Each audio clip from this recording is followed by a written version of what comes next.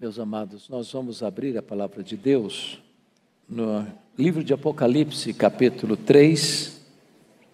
Apocalipse, capítulo 3, versos de 1 a 6.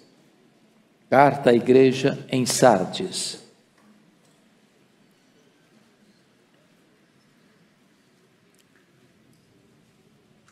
Está escrito o seguinte: ao anjo da igreja em Sardes escreve: estas coisas diz aquele que tem os 7 Espíritos de Deus e as 7 estrelas. Conheço as tuas obras, que tens nome de que vives e estás morto. Sê vigilante e consolida o resto que estava para morrer, porque não tenho achado íntegras as tuas obras na presença do meu Deus. Lembra-te, pois, do que tens recebido e ouvido, guarda-o e arrepende-te. Porquanto, se não vigiares, virei como ladrão, e não conhecerás de modo algum em que hora virei contra ti. Tens, contudo, em Sardes umas poucas pessoas que não contaminaram as suas vestiduras e andarão de branco junto comigo, pois são dignas.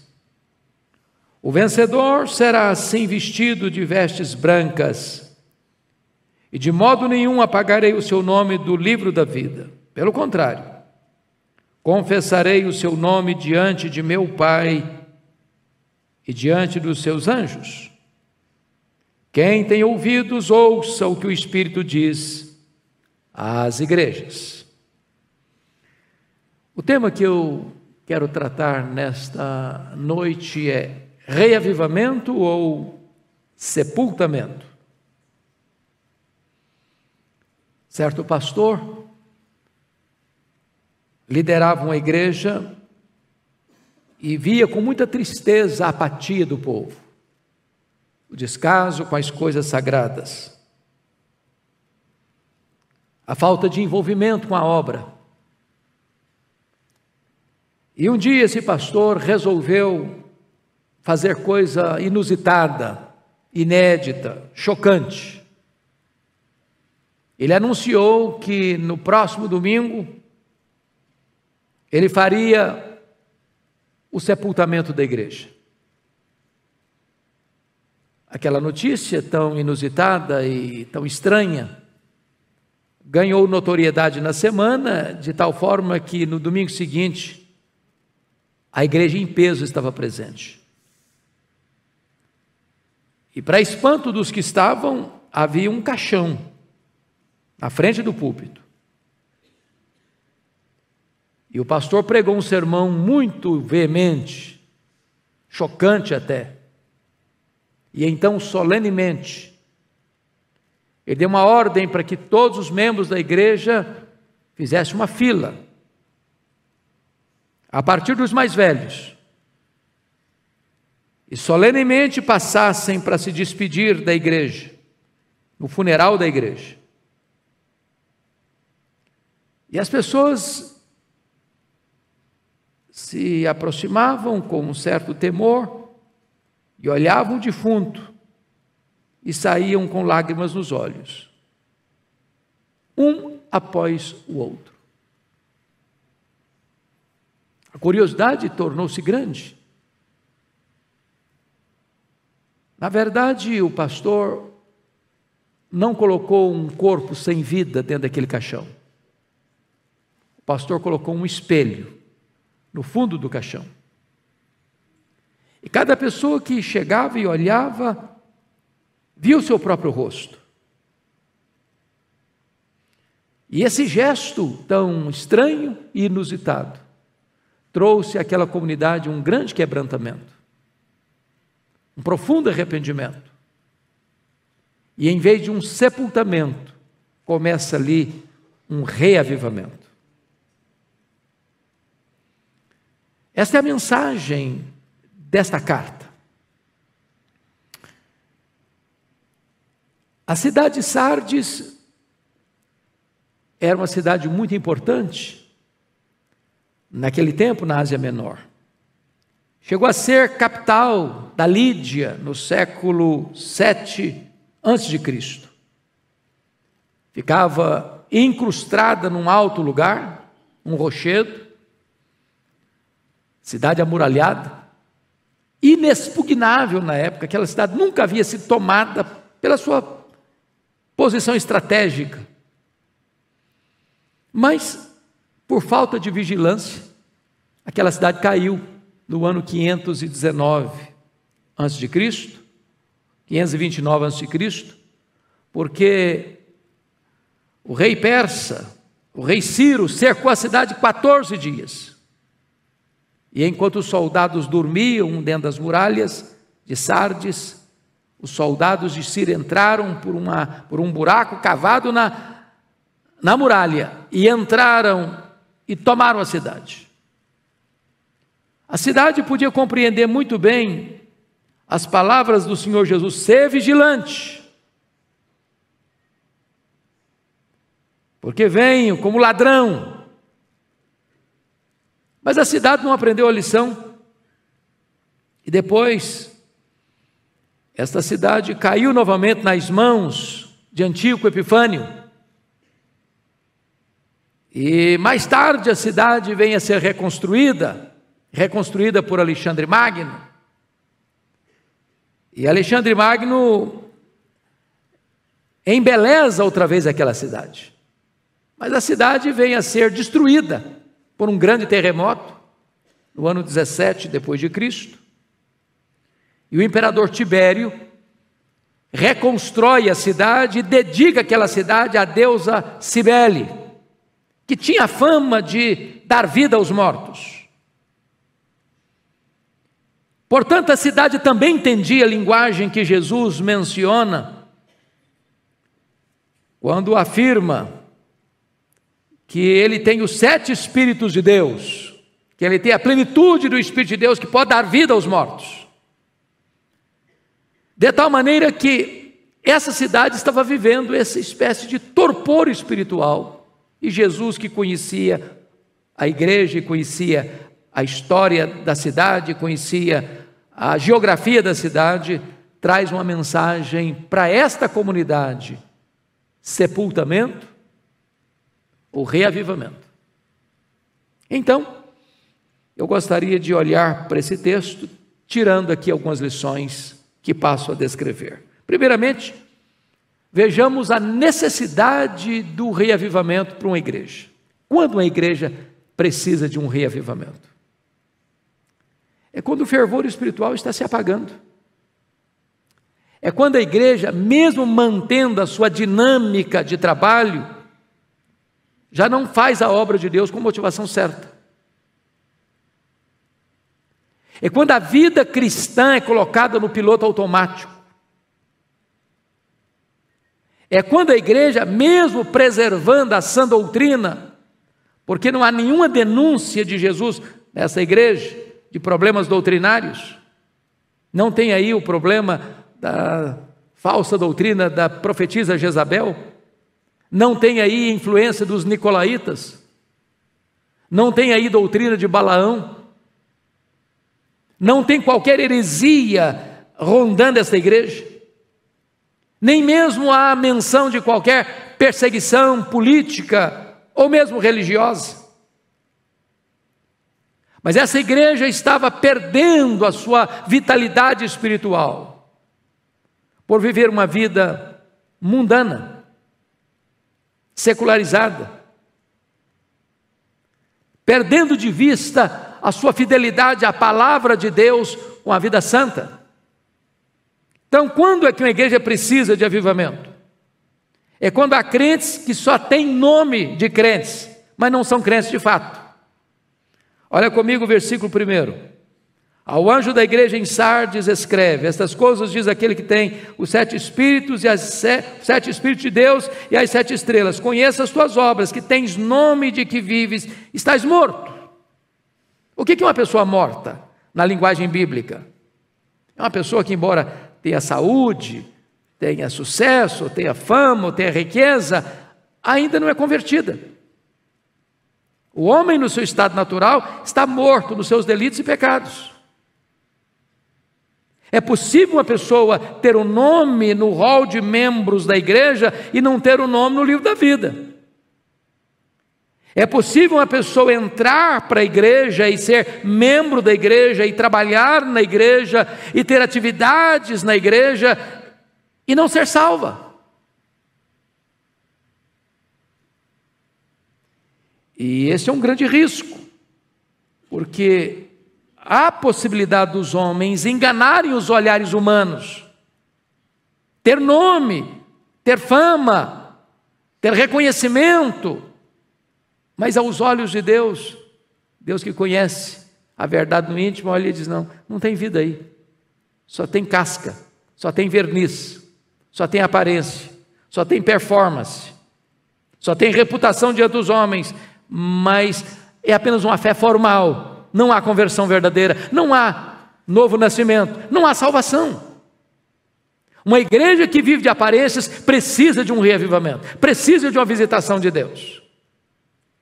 Segundo lugar, quando a igreja precisa de reavivamento? Quando há crentes que estão no CTI espiritual. Olha o versículo 2 comigo. Sê vigilante e consolida o resto que estava para morrer, porque não tem achado íntegras as suas obras na presença do meu Deus.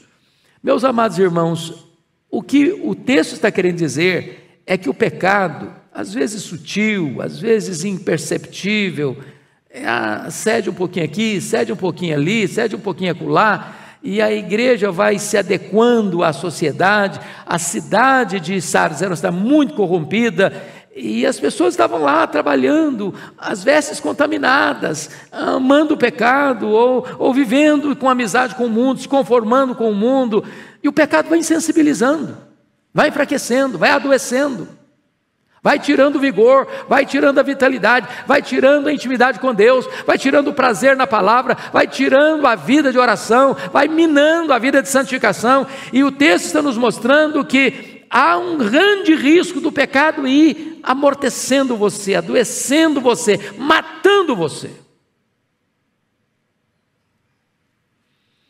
Eu li certa feita uma lenda curiosa sobre essa questão do avanço do pecado, e essa lenda, ou esse fato, tinha a ver com a questão da bebida, por exemplo. Ele disse que o álcool era a mistura do sangue de alguns animais. Primeiramente, o pavão. O pavão. Quando uma pessoa começa a beber, ela se alegra, ela fica mais falante, ela fica mais elegante, ela se acha a pessoa mais importante do mundo, vira um pavão. A próxima fase é o sangue do leão. Fica bravo, valente, tem bravata, enfrenta qualquer perigo, não tem medo de nada, não tem medo de ninguém, não mede riscos. Mas aí vem o terceiro sangue. É o sangue do macaco. Aí começa a fazer macaquice, fazer graça, virar motivo de chacota. Mas finalmente mistura com o sangue do porco, vai para a lama, para a sujeira. As pessoas não percebem essas fases. Começou apenas com uma coisa que parecia bonita. As propagandas do álcool são as mais bonitas. Mas o final dessa linha é a lama. O pecado faz isso. Vai matando aos poucos, adoecendo aos poucos. E o texto nos informa que havia algumas pessoas que estavam já prestes a morrer. Precisavam ser alertadas.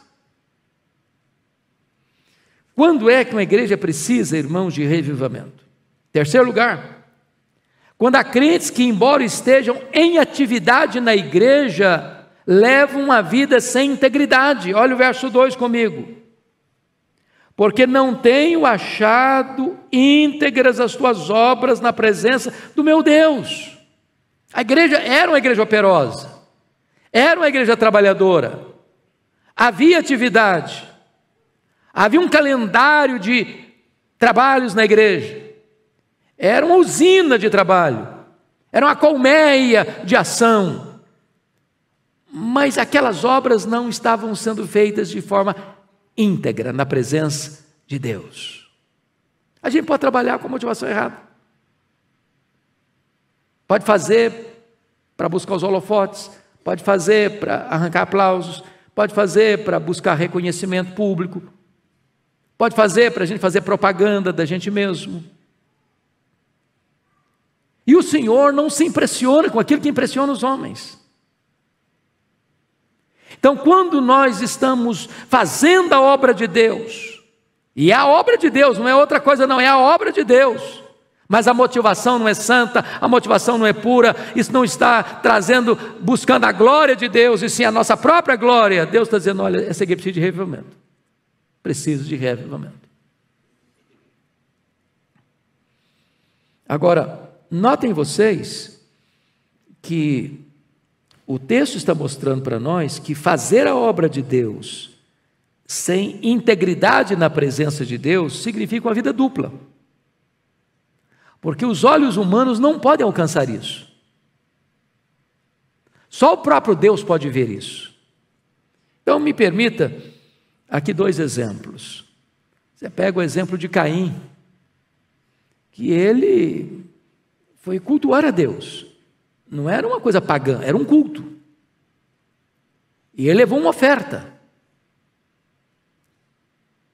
Mas o problema dele, e a Bíblia diz lá que Deus rejeitou Caim e a sua oferta.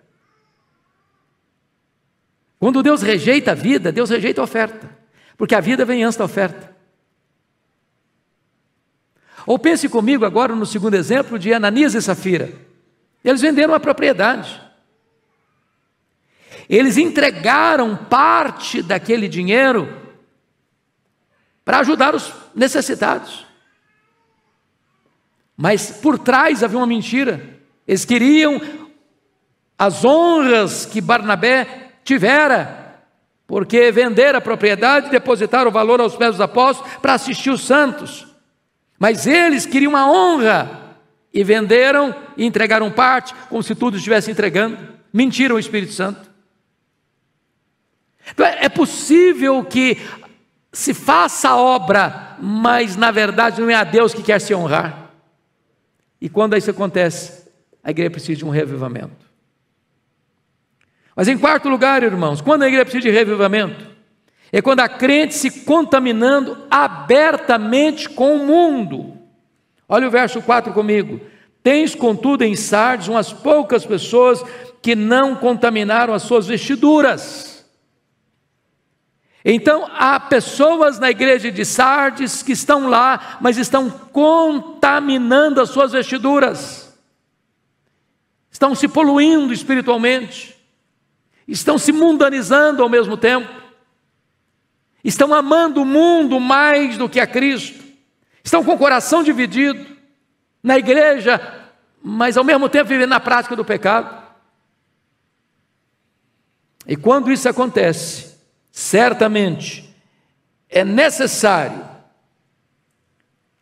um reavivamento. Agora notem comigo que essa igreja não está ameaçada nem por heresias, nem por perseguição. O que está destruindo essa igreja? É o mundanismo, é a secularização, é ser amiga do mundo, amar o mundo, conformar-se com o mundo, ser amiga do mundo. Talvez nós poderíamos dizer que essa igreja tem muito a ver com Sansão e muito pouco a ver com Daniel, que resolveu firmemente não contaminar-se. Agora vamos ao segundo ponto da mensagem, que são os imperativos do avivamento. Primeiro nós olhamos a necessidade, agora vamos ver os imperativos. Como é que uma igreja pode experimentar um reavivamento? Em primeiro lugar, o reavivamento acontece, meus amados, quando a igreja tem uma volta urgente e deliberada para a palavra de Deus. Olha comigo o verso 3. Lembra-te, pois, do que tens recebido e ouvido, guarda-o e arrepende-te. Eu pergunto a vocês, o que é que uma igreja tem recebido e ouvido, se não a palavra de Deus? Não há mínima chance, irmãos, de uma igreja ser forte, viva, santa, operosa, que agrade o coração de Deus, a não ser que esta igreja se volte para a palavra de Deus.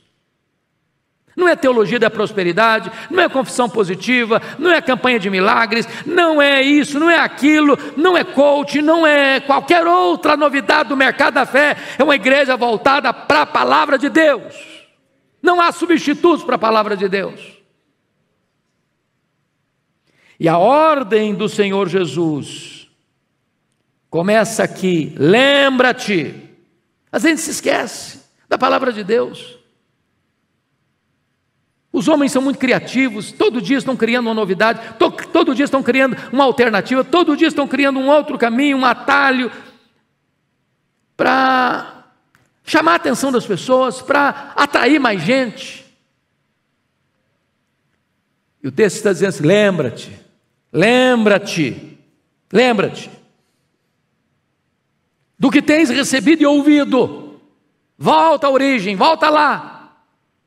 Diríamos hoje, volta a ser uma igreja raiz, volte a ser uma igreja bíblica, volte a ser uma igreja que põe sua base nas Escrituras, volta lá, e arrepende-te, não flerte com o mundo, não flerte com aquilo que polui as suas vestes, volta para as Escrituras, e guarda esta palavra. Comprometa-se com essa palavra. Todos os revivamentos da história, irmãos, nasceram com uma volta para as Escrituras, a pregação bíblica. Segundo lugar, como é que a igreja experimenta um avivamento? Uma volta à vigilância espiritual. Olha o verso 2 comigo. Sê vigilante, sê vigilante. A cidade de Sardes entendia isso, ela caiu 2 vezes. Nas mãos de Círio, nas mãos de Antíoco Epifânio, por falta de vigilância. E qual a necessidade sua, minha, nossa, de sermos vigilantes?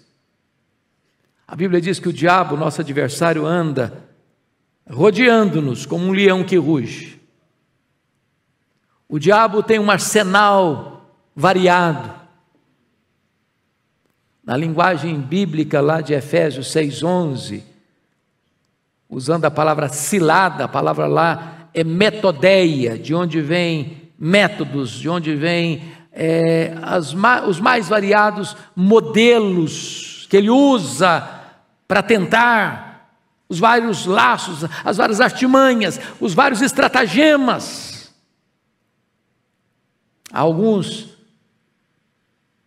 vulneráveis com a questão do sexo, outros mais vulneráveis com a questão do dinheiro, outros mais vulneráveis com a questão da vaidade, da soberba, e precisamos todos ficarmos vigilantes, vigilantes.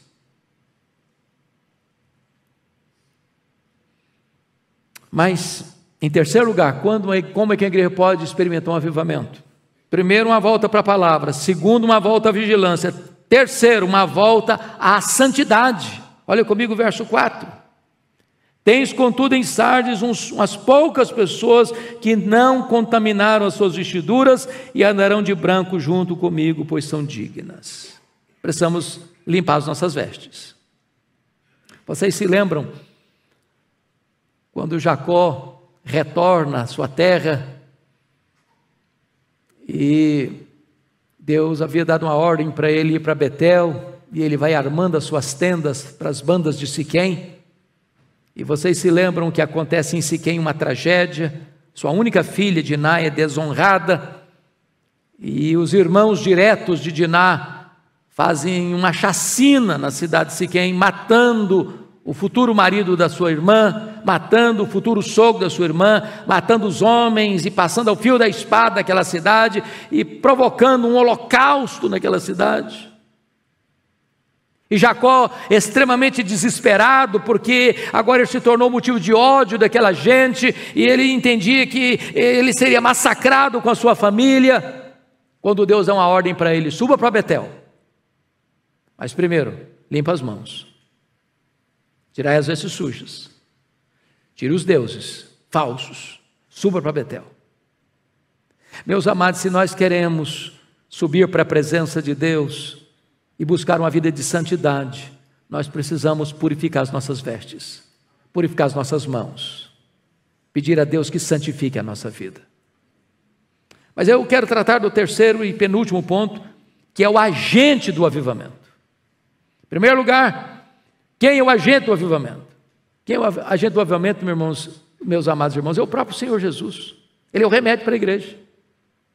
E aqui está no verso 1 que Jesus conhece o estado da igreja. Ao anjo da igreja em Sardes escreve: essas coisas diz aquele que tem os 7 Espíritos de Deus e as 7 igrejas: conheço as tuas obras. Jesus tem o diagnóstico da igreja na sua mão. Ele tem o diagnóstico da sua vida, da minha vida, da nossa vida em suas mãos. Ele nos conhece. Nosso cônjuge não nos conhece, nossos filhos não nos conhecem, nossos pais não nos conhecem, nossos irmãos e amigos não nos conhecem, nem nós nos conhecemos. Mas o Senhor Jesus está aqui hoje dizendo para você e para mim: eu te conheço, eu te conheço, eu te conheço, eu conheço as suas obras, aquilo que você fez. Seu pai não viu, sua mãe não viu, seu filho não viu, sua filha não viu, sua igreja não viu. Eu vi, eu conheço, eu conheço. Mas em segundo lugar, Jesus não é apenas aquele que conhece a igreja, Jesus é o dono da igreja. Porque o verso 1 diz: estas coisas diz aquele que tem os 7 Espíritos de Deus e as 7 estrelas. As estrelas são os anjos da igreja, uma representação da própria igreja. Ele tem a igreja. Ele tem a igreja nas suas mãos. A igreja é dele.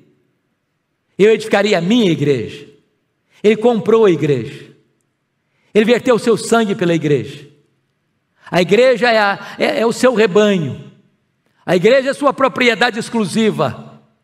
E ele olha para a igreja como um oleiro que tem o barro na mão. Ele pode moldar a igreja, ele pode restaurar a igreja, ele pode reavivar a igreja, ele pode derramar o Espírito Santo sobre a igreja, e só ele pode resolver o problema da igreja. Foi por isso que ele diz para a igreja de Laodiceia: aconselho-te que de mim compres ouro refinado pelo fogo, vestiduras brancas para te vestires, a fim de não seja manifesta a vergonha da tua nudez, e colírio para ungir os teus olhos, a fim de que vejas. Aconselho que tu compres de mim. É ele quem tem o remédio, é ele quem tem a solução, ele é a própria solução para a igreja experimentar um reavivamento espiritual. Só ele pode aquecer o nosso coração. Mas em terceiro lugar, irmão, Jesus é o único que pode reavivar a igreja, por aquilo que está escrito no verso 1 ainda. Ao anjo da igreja em Sardes escreve: estas coisas diz aquele que tem os 7 Espíritos de Deus. Significa uma coisa: os 7 Espíritos de Deus é a expressão para dizer ele tem a plenitude do Espírito. É ele quem veio, é ele quem morreu, foi ele quem ressuscitou, foi ele quem retornou para o céu e foi ele quem derramou o Espírito Santo.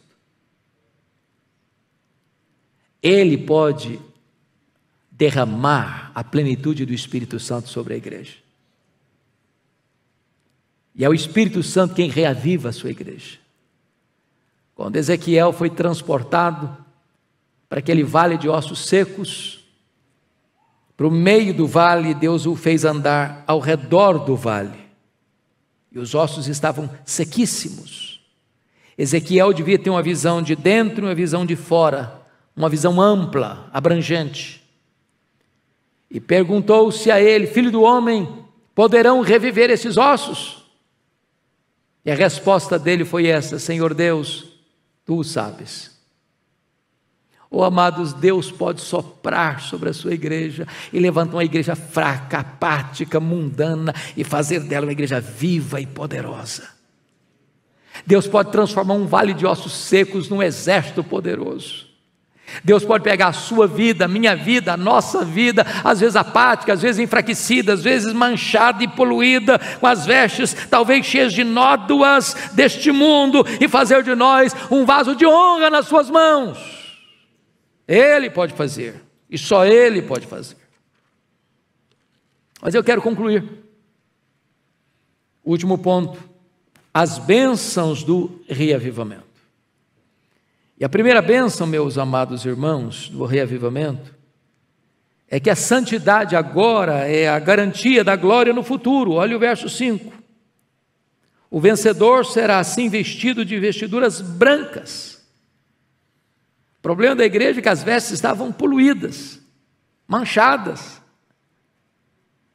E a promessa para o vencedor: olha, eu vou te dar vestes brancas, vestiduras brancas. Que coisa preciosa é essa expressão, porque a plena justiça de Cristo é imputada a nós, sem mácula, sem mancha. A vida com Deus na eternidade será de santidade plena. A santidade é o processo, mas o resultado final é a glória, é a glorificação. Mas em segundo lugar, versículo 5 diz que quem não se envergonha de Cristo agora terá seu nome proclamado no céu, diante de Deus e dos anjos. Está escrito assim, verso 5: de modo nenhum apagarei o seu nome do livro da vida. Pelo contrário, confessarei o seu nome diante do meu Pai e diante dos seus anjos. Qual era o problema da igreja de Sardes? A igreja de Sardes tinha deixado de lado a sua fidelidade a Deus, a Cristo, flertando com o mundo, flertando com o pecado, contaminando as suas vestiduras, tendo vergonha talvez de viver uma vida de piedade, de se posicionar. Mas o Senhor está prometendo aos vencedores: olha, eu vou confessar o seu nome diante do Pai e dos anjos, eu não vou me envergonhar de você.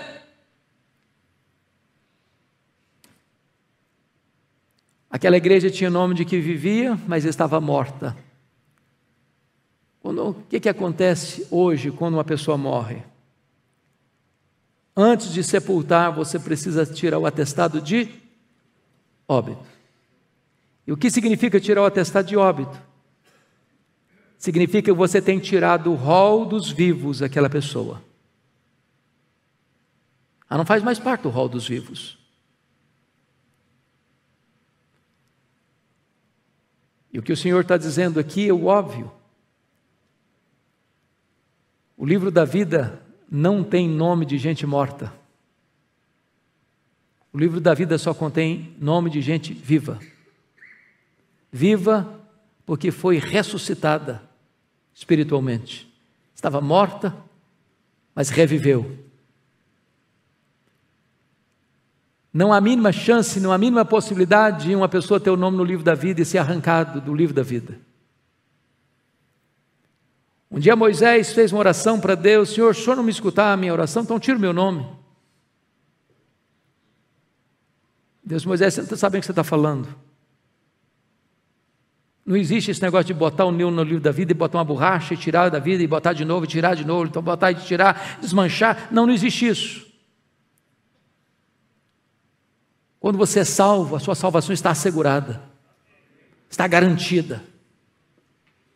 Não há possibilidade de um crente que é salvo, que é lavado no sangue do Cordeiro, que foi justificado no tribunal de Deus, que foi selado com o Espírito Santo da promessa, que foi batizado pelo Espírito no corpo de Cristo, que é habitado pelo Espírito, cujo nome está escrito no livro da vida, perecer eternamente. Isso é impossível.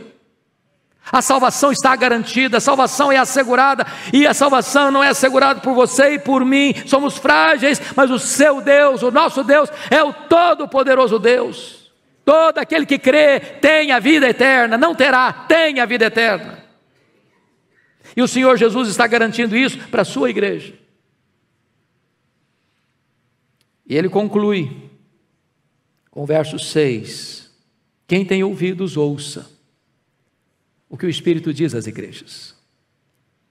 Talvez você pudesse tirar a palavra igrejas aqui e colocar o seu nome. Quem tem ouvidos, ouça o que o Espírito diz a você. Você é a igreja, eu sou a igreja, nós somos a igreja. Esta carta não é uma relíquia. Há uma igreja de 2000 anos na Ásia Menor. Esta carta é uma mensagem de Deus ao seu, ao meu, ao nosso coração. Vamos ficar em pé, vamos orar.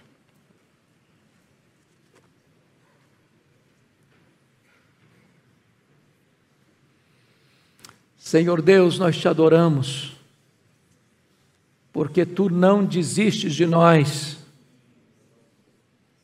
Às vezes claudicamos, às vezes nos afastamos imperceptivelmente,